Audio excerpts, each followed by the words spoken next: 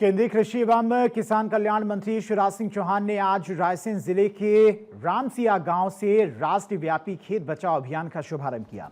अभियान का उद्देश्य मिट्टी की सेहत सुधारना, खेतों की उर्वरता बनाए रखना और किसानों को वैज्ञानिक और प्राकृतिक खेती के प्रति जागरूक करना है। अभियान के शुभारंभ के अवसर पर शिवराज सिंह चौहान ने देश भर के कृषि विज्ञान केंद्रों, आईसीएआर संस्थानों, कृषि विश्वविद्यालयों और कृषि विभाग के अधिकारियों से वर्चुअल संवाद किया।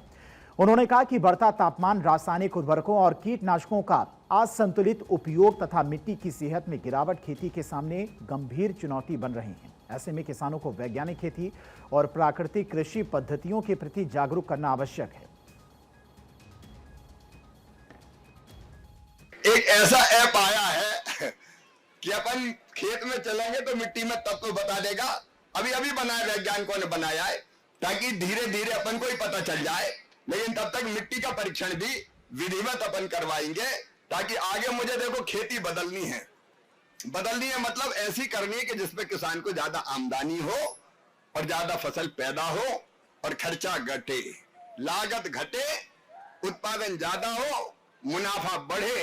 ऐसी खेती करवानी है क्योंकि आपने मुझे, प्रधानमंत्री जी ने मुझे आपके आशीर्वाद से कृषि मंत्री बनाया है, तो उस पर मैं पूरी ताकत से काम करूंगा ताकि पूरे देश के किसानों का फायदा हो। इस दौरान उन्होंने कहा कि ये केवल सरकारी कार्यक्रम नहीं बल्कि धरती मां, खेती और आने वाली पीढ़ियों के भविष्य को सुरक्षित रखने का राष्ट्रीय संकल्प है। अभियान 30 जून तक देश भर में चलाया जाएगा।